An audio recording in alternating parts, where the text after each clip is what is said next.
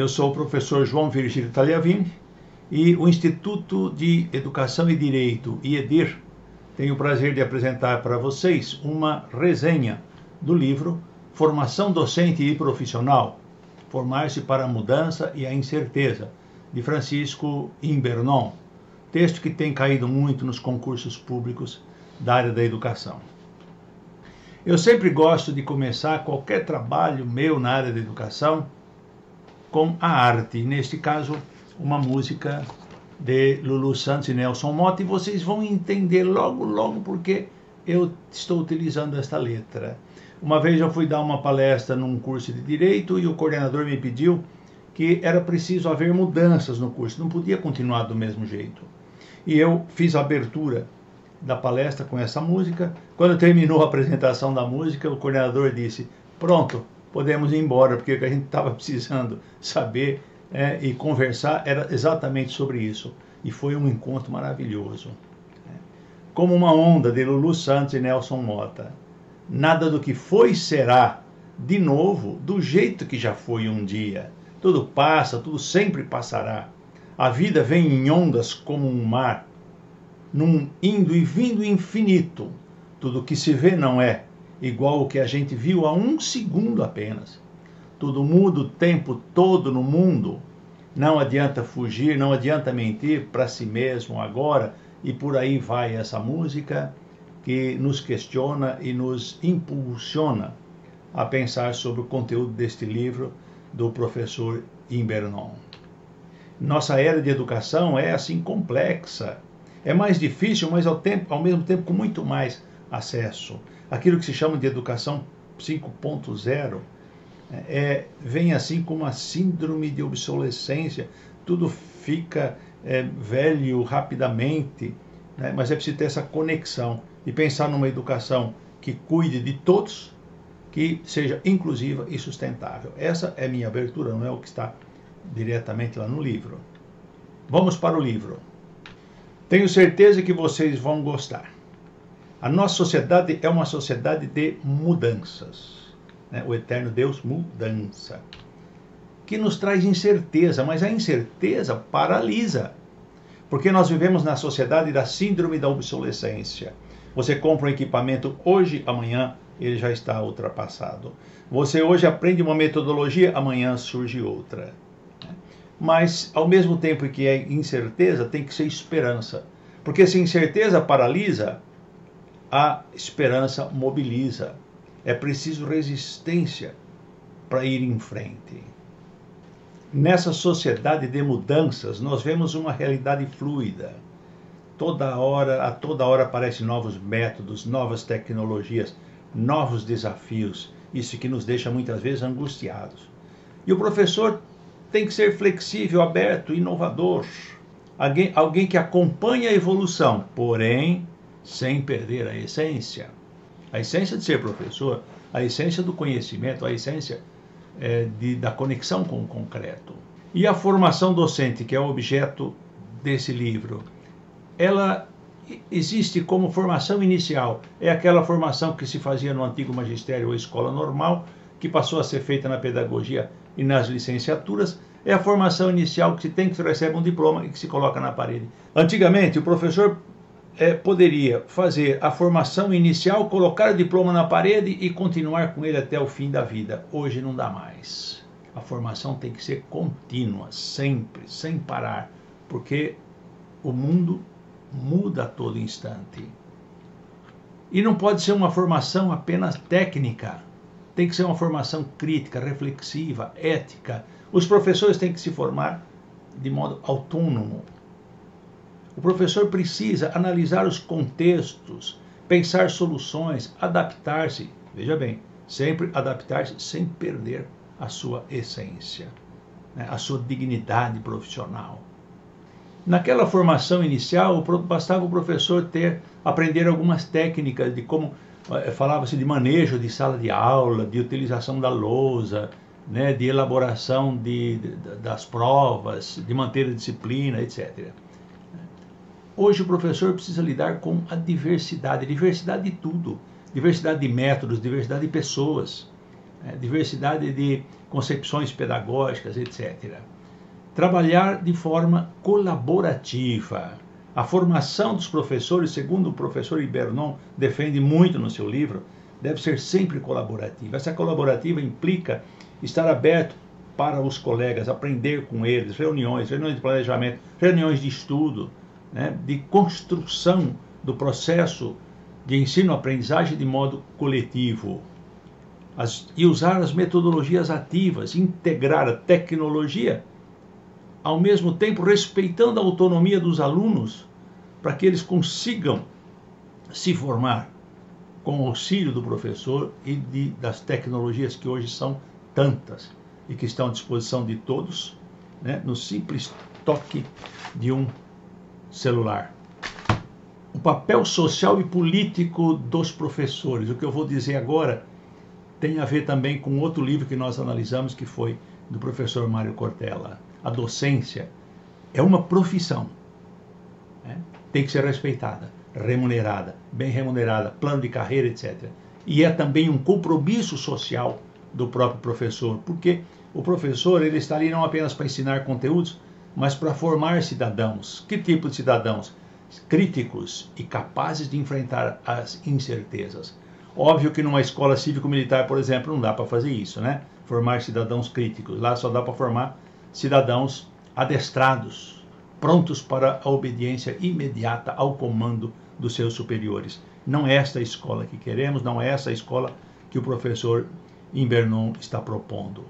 Para ele, educar é sempre um ato político. Já vimos isso também no livro do professor Mário Sérgio Cortella. Educar é um ato político, não existe neutralidade. O silêncio nunca é neutro. Quando eu vejo duas pessoas brigando, um mais forte e outro mais fraco, a minha omissão significa que eu estou do lado do mais forte. O silêncio, nem o silêncio é neutro. Então, vamos aprofundar um pouquinho em alguns conceitos que o Ibernon trabalha no seu livro. A escola, a chamada escola tradicional, ela foi criada para quê? Para preparar para um passado, e esse passado era o passado da Revolução Industrial, preparar para a fábrica. Hoje é preciso reinventar a escola. Para quê? Para trabalhar para o presente e para o futuro. Então, se aquela escola tradicional foi boa para o passado, ela pode não ser boa para os tempos de hoje. É isso que a gente precisa estar sempre questionando. A identidade profissional do professor se constrói num processo dinâmico, nunca acabado. A profissionalização não se encerra na universidade, continua sempre na educação continuada ao longo da vida. O autor diz também que os objetivos da formação docente devem ser de maneira coletiva, através do diálogo. Aqui nós lembramos, inclusive, da dialogicidade, da pedagogia do Paulo Freire.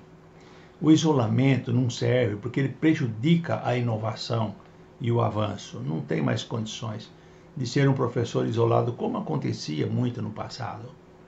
O docente aprende sempre.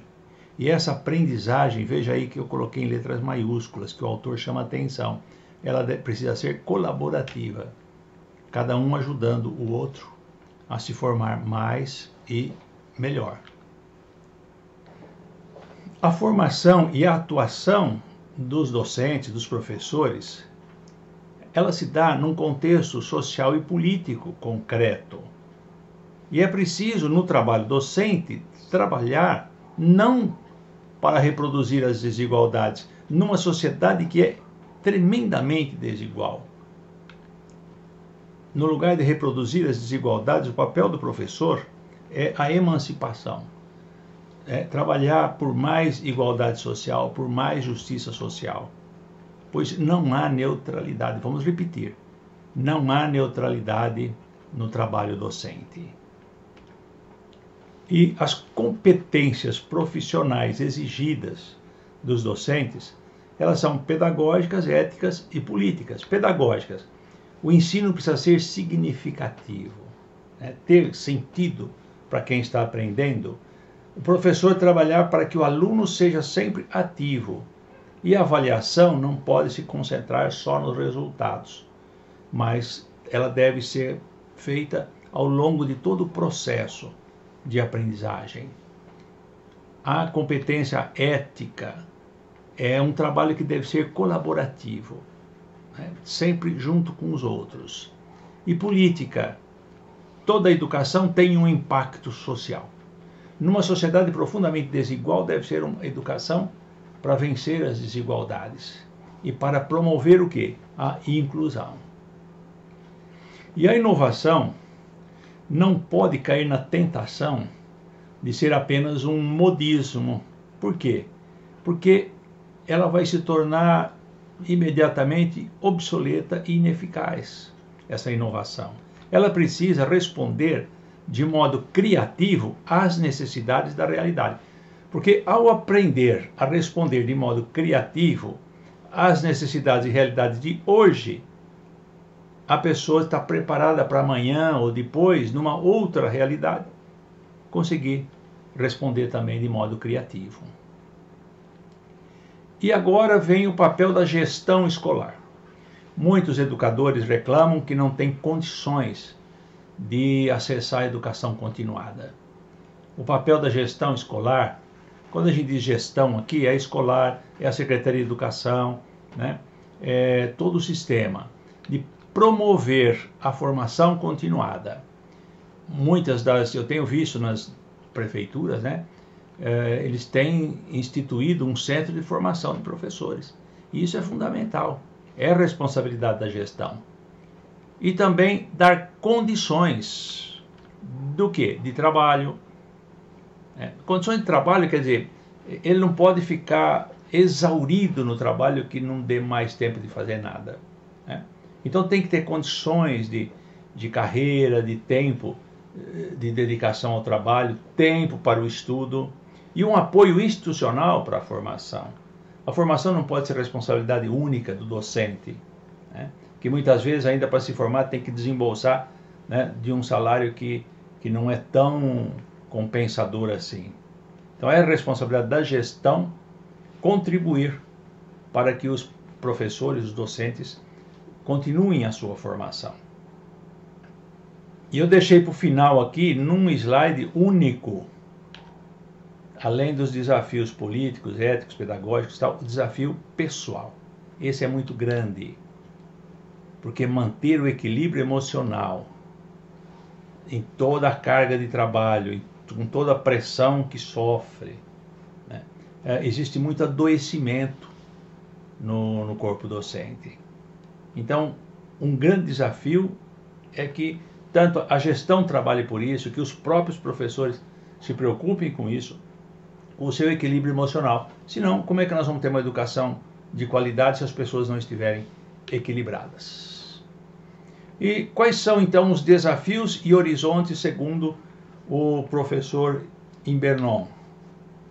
São tecnológicos, novas ferramentas a todo instante. Hoje, a grande nova ferramenta da atualidade é a inteligência artificial, que é capaz de gerar texto, gerar imagens, gerar músicas, enfim, isso muda tudo na educação. E são também desafios e horizontes sociais. Por quê?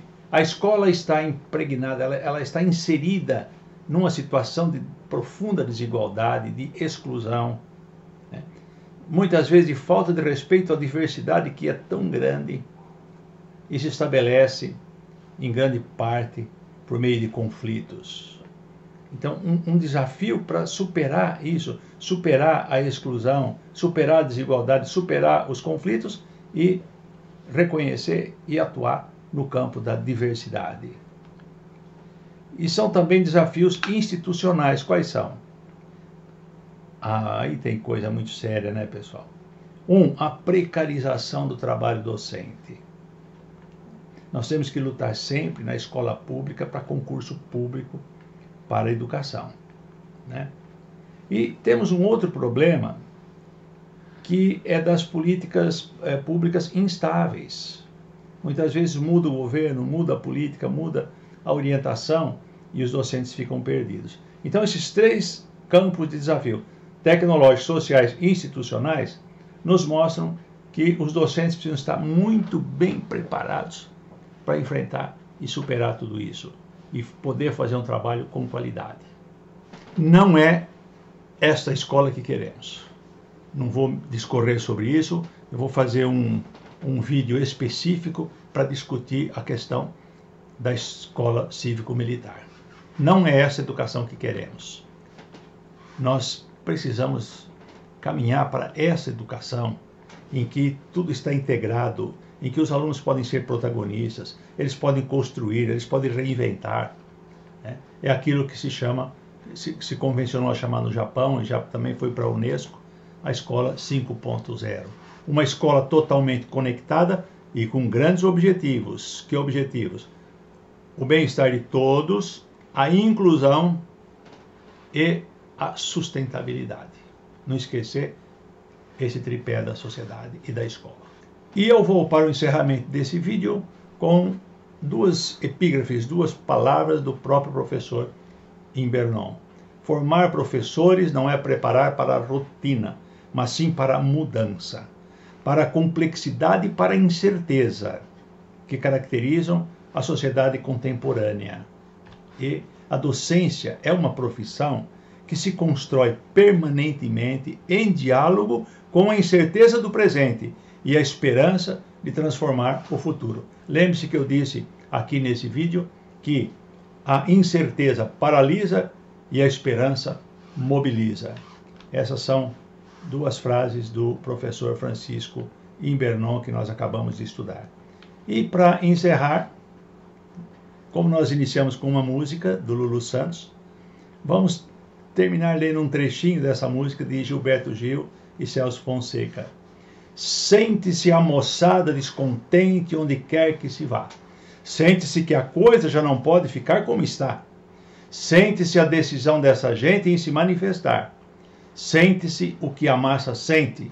A massa quer gritar. A gente quer mudança. O dia da mudança. A hora da mudança. O eterno Deus mudança. Para mais informações sobre os projetos do IEDIR, entre na nossa página www.educardireito.com.br. Lá vocês vão encontrar com frequência materiais novos muito bons para os educadores, principalmente para aqueles núcleos de formação de professores nas redes municipais de ensino e também nas outras redes.